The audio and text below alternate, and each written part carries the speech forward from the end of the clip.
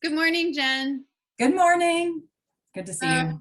We're Two Sisters Health, and we're going to discuss meditation today. So my name's Rachel Scott. I work as a medical provider in Northern California, and this is my sister, Jen. And I'm a sociologist up in Portland, Oregon. So we've been doing a 30-day meditation challenge, which ended on Monday. Today's Friday. Oh, good, because I missed a day after Monday. So I actually didn't know we finished already. I thought we were close to the end. Nope, we finished. You haven't been tracking? Well, I got a little bit sloppy. Last week I did not feel well. I had a nasty head cold and I missed a couple of those days just because I felt pretty garbagey.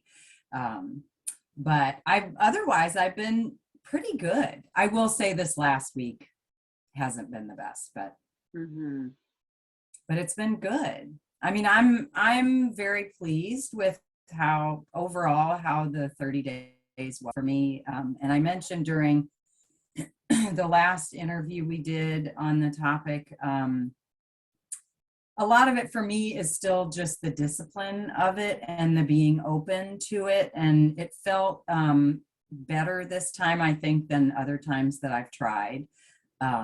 Like I really do feel like I got some spaciousness out of it mentally, even though my monkey mind's still jumping around a lot every time.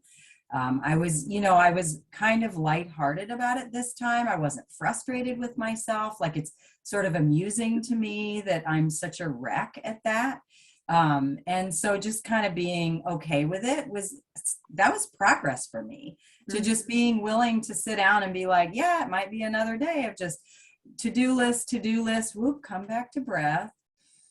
Issue with the friend that I talked to, no, come back to breath.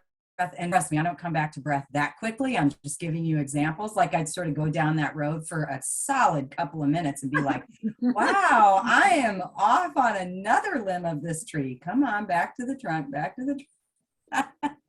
So being amused by it is progress for me, rather than being like, what is wrong with me? Just being like, yeah, this is how it goes.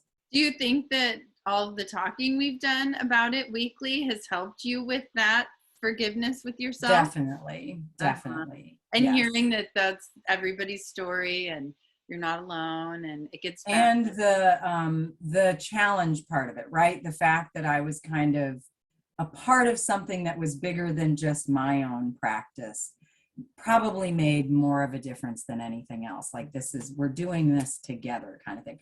I need a buddy.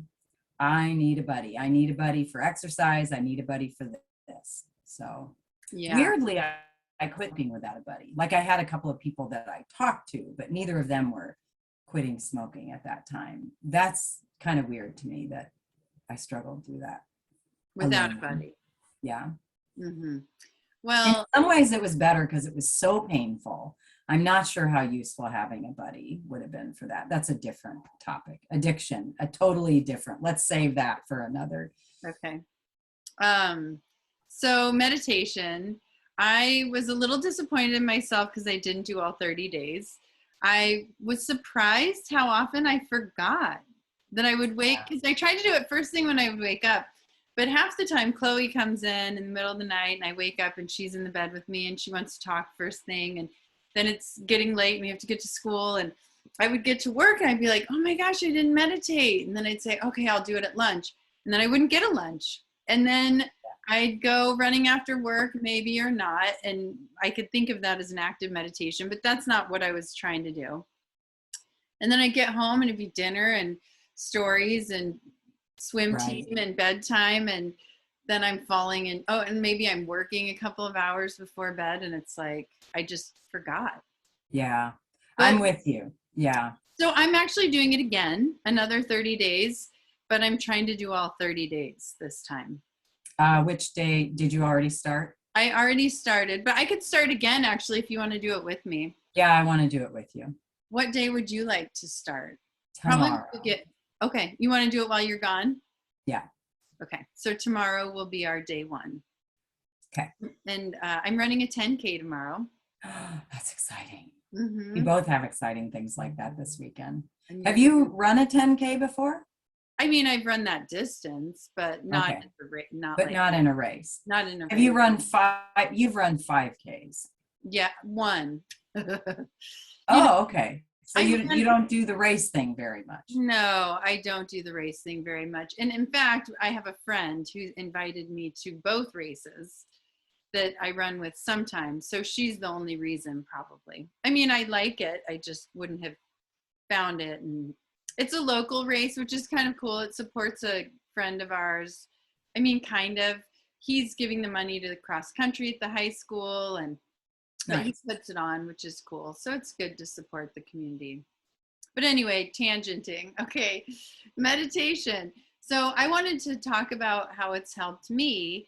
And I hadn't been meditating very much, but I have had meditation practices in the past. And I tend to do pretty well most of the time, like getting into that zone, which I did look it up. They're alpha waves in the brain. So meditation is in alpha waves. And let's see, I pulled it up so I could remember. So delta is dreaming waves. Theta is uh, it says autopilot states learning. So that's like Mm, really light. And then alpha is relaxing and recharging. So I think that mm. meditation is somewhere between theta and alpha, and probably you go between those. I think theta is what I had been told it was. And then beta is problem solving, and gamma is intense concentration. Huh. So, like personally, I feel when I drop into meditation state in my mind, it's kind of this really calm, relaxing, alert state. And it's, I think if I had electrodes attached to my brain, it would watch my brain waves changing into this state that's kind of a hallmark of it, which would be alpha or theta. But not every time, I go down the rabbit holes. I think everybody does. I think just because I've done it more, I recognize it quicker and come back to the breath or the tree trunk Hmm. quicker. Hmm. But when I did it for 30 days straight, I noticed that when those thoughts came up, like a lot of times at the beginning, those thoughts would come up and I'd say, okay, you can think about those later. You're meditating right now. Just come back to your breath. It's only 10 minutes. And then I'd come back to the breath and then I'd trail off and I'd remind myself that I have time for that later. Come back to the breath. It's not going anywhere. But towards the end of the meditation challenge, instead of going off on these thoughts and just telling them to wait because it wasn't time, I thought instead, what trivial thoughts. Like I kind of looked at them in an entirely different way. Like Mm. that's so unimportant. And so that was kind of an interesting shift that I had, where it was like, you don't need to torture yourself with these lists in your head all the time. The other thing That's I started interesting. doing is I started setting timers on my phone and putting things down in my phone so I would leave them. So they wouldn't kind of float around in this space. Interesting. I'd Hmm. actually kind of just give them a place and be like, oh, okay, I'll remind myself to do that, set the timer. I'm not going to think about it again. So I kind of put them in their place and let them go to rest. So I Hmm. found that to be kind of interesting. It actually changed how I was thinking. Yeah, that's big. Where do you put it in your phone? I do reminders for anything I think I need to set and forget. And so, like a week later, or a day later, or later in the Mm. day, it'll kind of pop up and show me that I have something I was supposed to do. Or Hmm. I'll make lists of things I need to buy, or, like sometimes, like for packing for a trip, right? We're going on a rafting trip. I might set 2 weeks ahead of time that says like rig the boat for practice or something. And then I just forget about it because I know I don't need to deal with it for a couple of weeks. And then it'll Yeah. pop up and remind me. And it's helped me with like buying ski passes because I always forget every year. It's in my mind. I'm like, oh, I got to remember that. I got to remember that. But if I put it Right. in And my phone, instead of doing that to yourself, right. Got right, it. yeah. Yeah. And I guess that occurred to me to do. And I started seeing a lot of the stuff I was I get to hear, you can even hear it in my language, that I was wasting my energy on was Hmm. pretty trivial. And so I started seeing it as that, which before I maybe gave it more attention. That's interesting. Hmm. Hmm. Are you going to keep to the 10 minutes? So I started 15. Cool.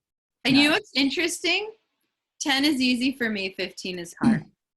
It's hard to believe that 5 minutes Mhm. could feel so much harder, but it does. Wow. I believe it. As hard as 10 is for me, 10 is not easy for me, but I would like to, but I also know that 10 isn't really long enough. It's, I was sort of okay with it because I'm so new and the discipline is enough for me.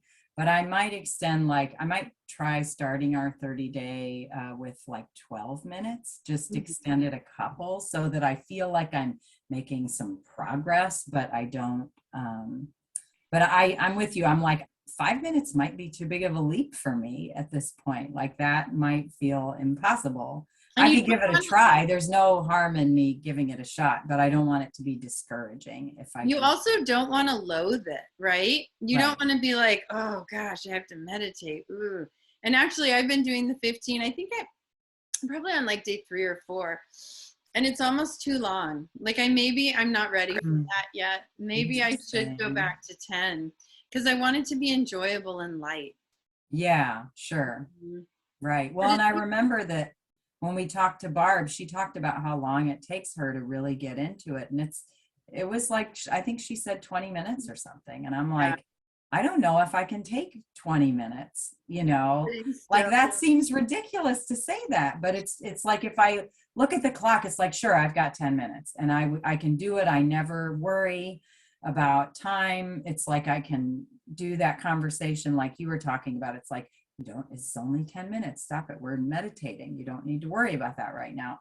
I'm afraid 20 minutes might feel like I can't wait 20 minutes. These things are so important. right. That seems It just silly, didn't but get done. You'd avoid it. And mhm. it's easy to slip 10 minutes and 20 minutes is a lot when you have small kids. Yeah, that's Yeah. true. Hmm. So,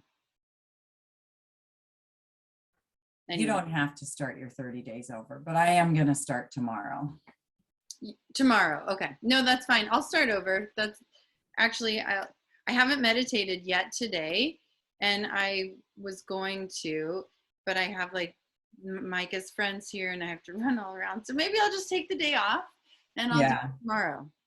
Yeah, it was interesting for me too. Like you said, if I missed it in the morning for some reason, either something didn't go as it usually does, or there was an appointment that kind of interjected itself. Um, and I would make that promise to myself that I would do it later, and I wouldn't do it later. I would forget if it's not, Right. something being part of the routine is very important Routine is for very most of important. us. Yeah. Yeah, because when you're busy, if you lose it, it's gone, right? Yeah. So I looked up some studies on meditation, and most of it is on mindfulness meditation. Mhm. And it's been shown, and there are quite a few studies actually. I would say it's kind of a difficult thing to study, especially because there's not much incentive for companies to make money off of it. Mhm. And that's, most studies are medications or something you can sell Sure. and market because you need to have money for it. But there was evidence-based studies that showed that it reduced rumination, so that constantly playing things over in your head. Yeah. I also found that was interesting because rumination seems to be a predictive factor for depression, anxiety, ADD, schizophrenia, even. Mm. And so, if you can, and now we know that mental illness is a mix of nature and nurture, right? You might have some predisposing factors, but if you are pushed or triggered by something, someone who might not otherwise become mentally ill will. So Mhm. meditation actually might be a way to prevent that from developing. And stress reduction, which would fit with that, right? You're reducing anxiety. Boosts working memory, which I thought was interesting. Oh, that And is I actually interesting. thought that I noticed that. Did you notice that? No, Okay. I didn't notice that.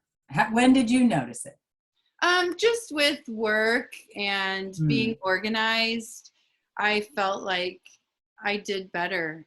about halfway to the end of the month in my concentration and focus. And then the next thing was focus. Another study examined how mindful meditation affected participants' ability to focus and suppress distracting information. So I think that's how it was helping me with memory, being less distracted. And then less emotional reactivity. And we talked about that quite a bit, of not letting ourselves be triggered so much, or recognizing when it happens and reining it back in. Did you notice that? I don't know if I noticed that specifically, but it did help me to be a little bit lighter about things in general, overall, I think. So probably, I can't tell you instances of that specifically, but every day was a little bit different. My mind kind of went in different weird directions each day, but it was, by the end, it had always been this, just a little bit of freedom in my mind, and that nothing is that serious. I tried the loving kindness meditation that we had talked about with Barb, and that was lovely. I did that for a few days, and I do think it sort of stayed with me in ways beyond, just a little bit, to put your mind on loving kindness deliberately for a few minutes really did feel like it rippled out into the rest of my day emotionally. Yeah. Well, you think, okay, let's say we stuck with it 30 minutes, 10 minutes a day, right? So that's 300 minutes in a month. Yeah. What does that work out to be, right? 60, 120, 180. It's like over 4 hours of working. That's interesting. Your brain. Yeah. Yeah. And so the cumulative effects really do start to add up. So another study here showed more cognitive flexibility. In addition to helping people become less reactive, mindful meditation gives them greater cognitive flexibility. A study found people who practice it appear to develop the skill of self-observation, which neurologically disengages the automatic pathways created by prior learning and enables present moment input to be integrated in new ways. Interesting. So it activates the brain region associated with more adaptive responses to stressful or negative situations.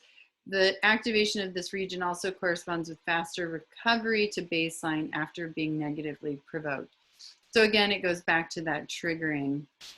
And, I noticed with my kids, trying to get them to clean, and Micah would be like, Mom, would you just play with me for a little bit first? And normally I'd be like, no, clean up your mess and then we'll play, right? Just get it done. Yeah. But instead I stopped and said, okay, yeah, let's play. And then I would go and I would sit down with him and I would play with the thing that I considered a mess. And then I'd say, well, that was really fun. And sometimes I would set a timer like, okay, we're going to play for 15 minutes. And I would just really engage for 15 minutes. And then at the end of the 15 minutes, I'd say, well, let's put it away together. And then he would happily clean it up. And, I think it was the next day he came up and he said, Mom, I had so much fun playing with you yesterday. And it was really 15 minutes, right? Wow. That's so cool. And I feel like meditation kind of opened me up to not following my normal reactive pathway, that this has to get done just this way, the way I think. And it allowed me to stop, look from his perspective, think that, oh, this might be a time for us to connect, and then be more curious about ways to approach situations. I think it helped with that. Yeah, that's terrific. That's really good. I wonder if maybe as you reflect on that, you'll start to see maybe some things that you hadn't recognized as being different. Yeah, I'm sure it'll be good. Yeah.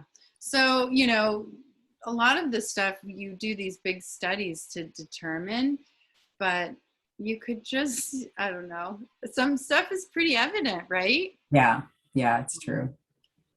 So it's been a good experience, I would say.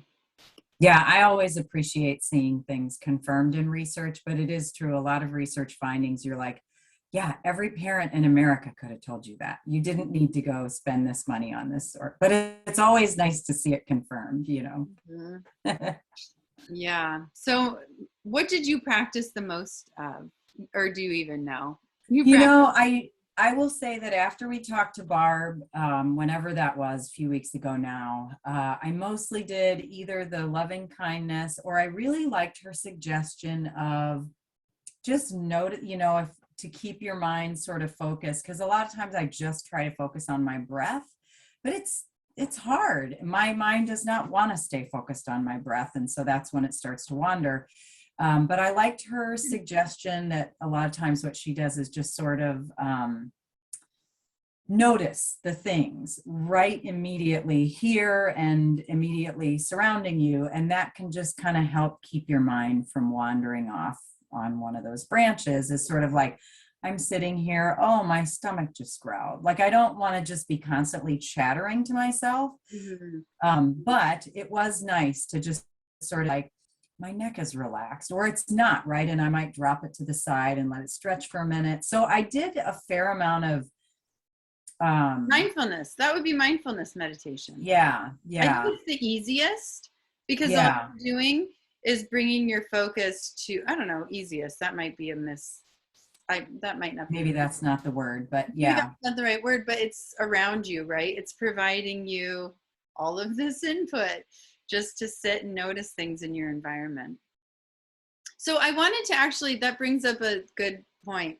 One of the most effective ways for me to meditate, I find that it's important to close my eyes because when my eyes are open, I'm so distracted, right? And we're such visual animals. When your eyes are open, you can really keep your mind from focusing because you're looking at so many different things.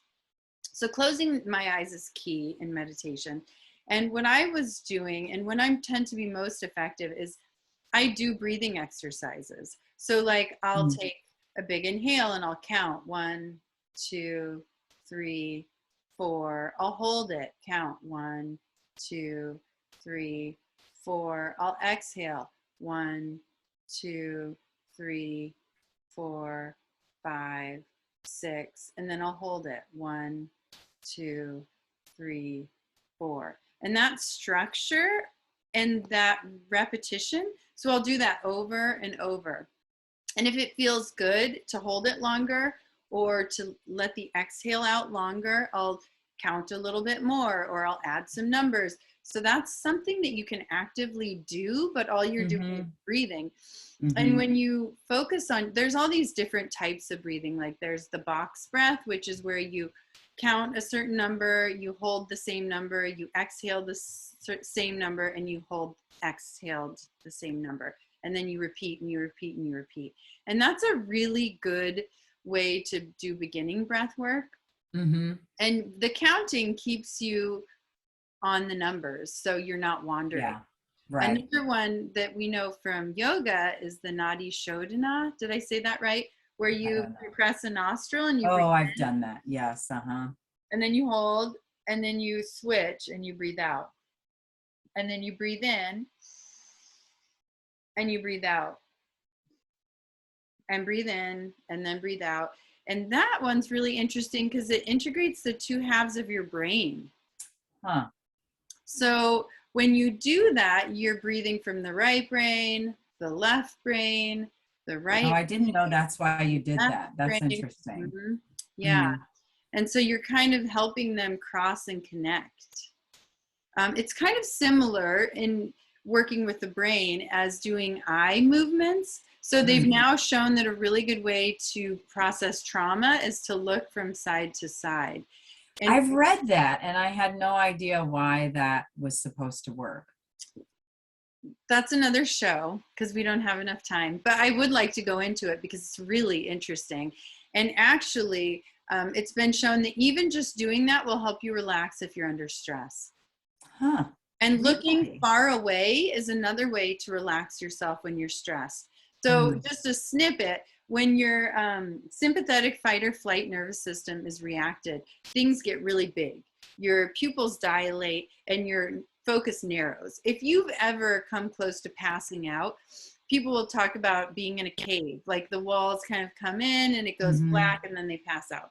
I don't know if I have, but I've heard it enough times. And like when people get their blood drawn, that happens.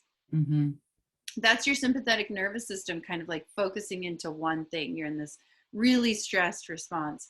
So if you look out in the distance, it instantly allows you to relax. And another way is to look side to side. And it has to do with us as a species evolving to respond to threats, interestingly enough, and how our brains have been wired to react. I noticed that it helped me with running. When I start to kind of ruminate with my running, like, oh, this is too hard. I'm so tired. I can't make it back. My legs are hurting and I'm working too hard. If I just look out as far as I can in the distance, it calms me down. And I get back into this centered, relaxed place. And I've read about the neuroscience behind it. So I practice these different things when I'm feeling stressed, and it really does help. So that might be something to talk about next time. There's some really great work by this guy, Andrew Huberman. Have you ever heard of him? No. He's a neuroscientist at Stanford, and he studies the stress response and how our bodies can kind of like biohack it, and how there are these like innate parts of our biology that we can use to control our minds. And a couple of them, he actually studies the eyes because he thinks the eyes are the most influential on our brains, that we're mostly a visual species. And his thoughts are the side to side and looking off in the distance. And he has all of these, and the breathing, he takes his students through the breathing exercise. Another way, if you're feeling really tired, is you can breathe really fast, like, and it'll give you like this big boost of energy. So he actually recommends for people who suffer from depression to do that first thing in the morning. Really? How it will like give them a big boost of like serotonin and norepinephrine, and just kind of give you this energetic thing. And people who are really anxious should probably do the box breathing and slow it down. And, you know, you might be getting similar neurotransmitters, but for different functions, right? So anyway, maybe that would be another thing to talk about. That's really interesting. Like some techniques that we could use to manage our brains and minds. And for what? For free, right? You know, when you learn the techniques, you don't need to buy anything. And shocking, we don't learn this stuff in school, right?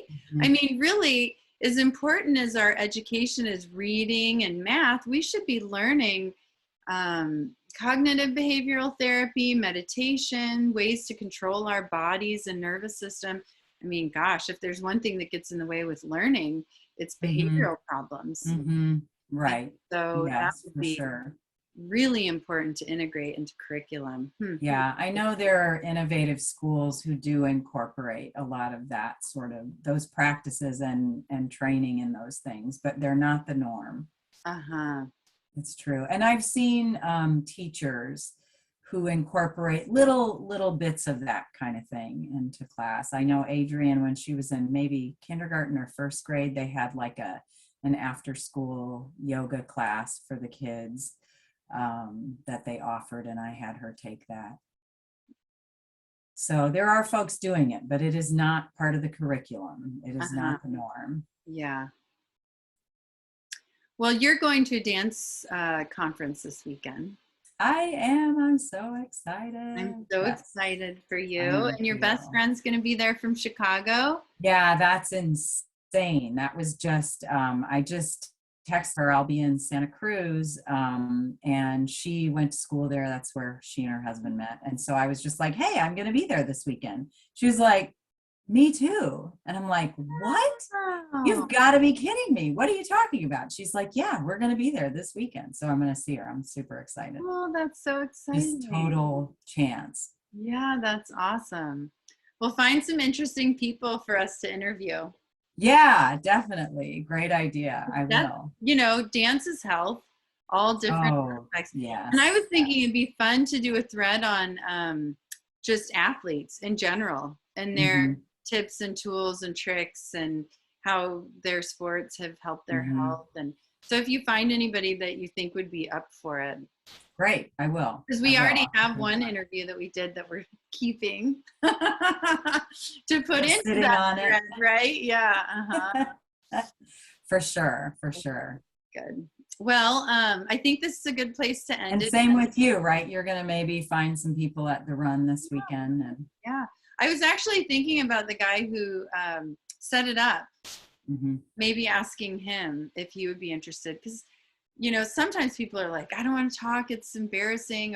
But if they have something they're promoting too, maybe it's some Mhm. exposure or a chance to talk about it. Right, We have such right. a Bring big some following awareness. and growing. So, anyway, this was all about meditation. We're starting another 30-day challenge June 18th. If anybody wants to join, that'll be day one. Um, Everything and everyone can do it, whatever works for them. But a suggestion would be seated meditation 10 minutes a day, picking the same time every day. Morning seems to be probably one of the best because you're in your bed, you sit up, you set a timer, 10 minutes, and then you start your day. It's a Yeah. good way to start the day too. It really kind of clears the cobwebs. For me too. Yeah. All right, Jen, I love you. Love you too. Good to see you. And I'll see you soon. Sounds good. Until next Hi, time. everybody. Two Health. Sisters Health. Bye, Jen.